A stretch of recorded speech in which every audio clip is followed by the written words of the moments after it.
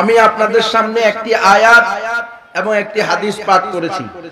আল্লাহ রব্বুল ইজ্জতের রহমত শামিলে হাল হইলে আপনাদের দোয়ার বরকতে এই আয়াত এবং হাদিস দ্বয়ের আলোকে কিঞ্চিত আলোকপাত করার চেষ্টা করব। ওয়া মা তাওফীকি ইল্লা বিল্লাহ। আমি যে আয়াতটি তেলাওয়াত করেছি এই আয়াতের মধ্যে আল্লাহ রব্বুল ইজ্জত তার বান্দা বান্দীদের প্রতি, বিশেষ করে যারা মুমিন মুসলমান ইমানদার এর দাবিদার, তাদের প্রতি খেতাব করে আল্লাহ বলতেছেন, ওয়াল্লাযীনা কাফারু বা'দুহুম আউলিয়াউ বা'দ। এ আমার মুমিন মুমিনা বান্দা বান্দীরা, যারা কাফের মুশরিক, ঈমান আনে না, কুফরি করে, তারা একে অপরের বন্ধু। বা'দুহুম আউলিয়াউ বা'দ, এটা কে বলছে? আল্লাহ বলছে। এখন আল্লাহর কথা সত্য নাকি আমাদের প্রবৃত্তি প্রসূত চিন্তা চেতনা ধারণা, মন গড়া জীবন বিধান, আমরা যে বিধান নিজেরা বানায় নিছি বিভিন্ন তন্ত্রের মাধ্যমে, গণতন্ত্র, সমাজতন্ত্র, জাতীয়তাবাদ, ধর্মনিরপেক্ষতাবাদ, প্রত্যেকটা কুফরি এবং শিরকি মতবাদ, প্রত্যেকটা একটার সাথেও ইসলামের সাথে কোনো সম্পর্ক নেই। গণতন্ত্র, সমাজতন্ত্র, জাতীয়তাবাদ, ধর্মনিরপেক্ষতাবাদ, প্রত্যেকটা কুফর এবং শিরিক। তো আল্লাহ বলেছেন যে কাফির মুশরিকরা মুসলমানদের কি হতে পারবে না? বন্ধু হতে পারবে না। কাফির মুশরিকরা তারা একে অপরের বন্ধু। আমরা যারা মুমিন ইমানদার, নিজেদেরকে মুসলমান পরিচয় দিতে ভালোবাসি, আত্মতৃপ্তি পাই, নিজেদেরকে মুসলমান পরিচয় দিলে, তারা যদি প্রকৃত পক্ষে মুসলমান হই, তাহলে আল্লাহর ঘোষণাকেই আমরা আমাদের সর্বাঙ্গীন ভাবে আমরা আল্লাহর ঘোষণাকেই বিশ্বাস করতে হবে। এর বাহিরে বিশ্বাস করার কোনো সুযোগ নাই। এরপরেও আমরা যদি বাস্তব জীবন দেখি, আজকে তারা বিভিন্ন ধরনের মিছিল দেয়, ইহুদি খ্রিস্টানরা, শয়তানের দোসরেরা, ইসলামের দুশমনেরা, আল্লাহর দুশমনেরা, আল্লাহ রসুলের দুশমনেরা হিউম্যানিজম, হ্যাঁ, মানবতাবাদের মিছিল দেয়, দিয়া বলে যে সকল ধর্মের মর্ম কথা, সবার উপরে মানবতা। নাউযুবিল্লাহি মিন যালিক। সবার উপরে মানবতা না, সবার উপরে ইসলাম, সবার উপরে ঈমান, সবার উপরে আল্লাহর হুকুম, সবার উপরে আল্লাহর রাসূলের সুন্নাহ।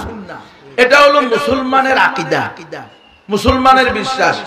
কিন্তু ইহুদি খ্রিস্টানরা, তথাকথিত মানবতাবাদের ধ্বজাধারীরা, তারা বলতে চায় যে না, ইসলাম বড় না, বড় হলো মানবতা। তাদের কথায়ও তারা মিথ্যুক প্রমাণিত হয়েছে অলরেডি আমাদের কাছে। কিভাবে? তারা সাইনবোর্ড বানাইছে, হিন্দু বৌদ্ধ খ্রিস্টান ঐক্য পরিষদ। তাদের কথা যদি তারা সত্যবাদী হইতো, প্রকৃত পক্ষে তারা যদি তাদের ধারণা, তাদের আকীদা, তাদের বিশ্বাস, তাদের মন গড়া জীবন বিধান অনুযায়ী তারা যদি আসলে মানবতাবাদী হইতো, তাহলে এই সাইনবোর্ডে কি লেখা থাকা দরকার ছিল? হিন্দু বৌদ্ধ খ্রিস্টান মুসলিম ঐক্য পরিষদ।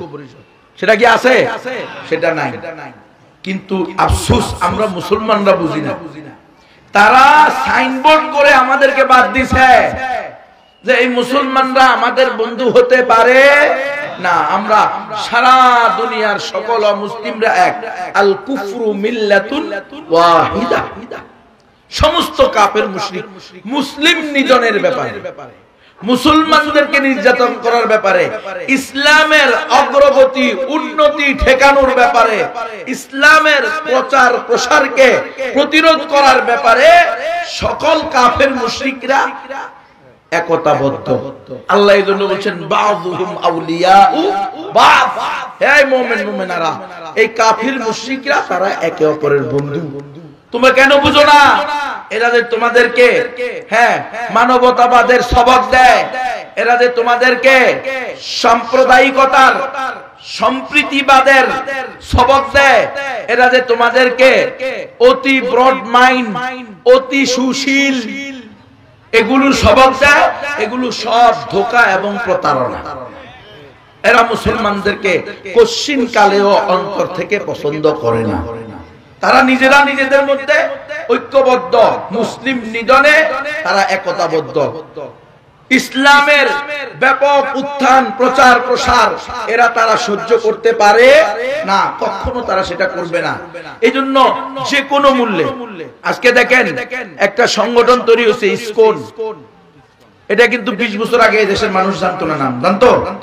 50 বছর আগে অস্তিত্বই ছিল না এদেশের মানুষ, নাম স্বয়ং হিন্দুরা পর্যন্ত ইসকন কি এটা জানতো না।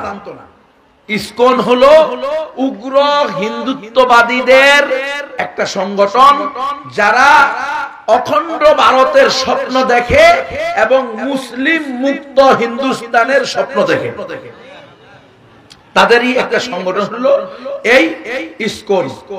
এই ইসকন কোন হিন্দুদের সংগঠন নয়, এমনকি এই ইসকন কোন হিন্দুস্তানের সংগঠন না। এটা প্রতিষ্ঠা হয়েছে আমেরিকার নিউ ইয়র্কে 1966 সালে।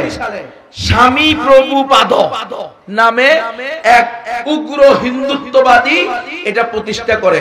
সে ছিল খ্রিস্টান মিশনারির ছাত্র।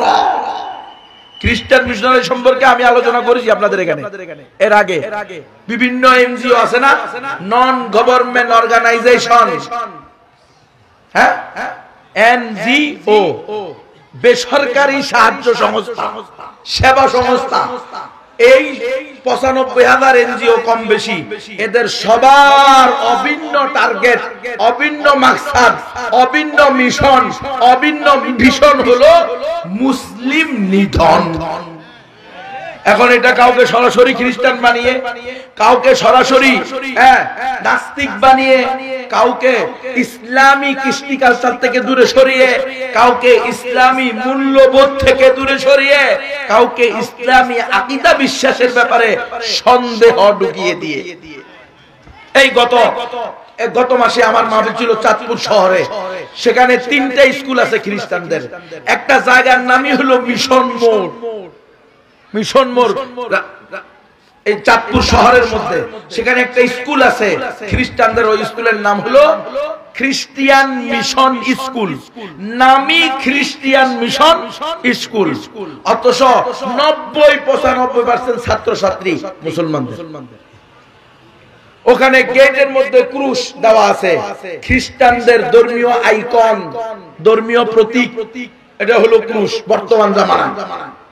এই ক্রুশ গেটে দেওয়া আছে।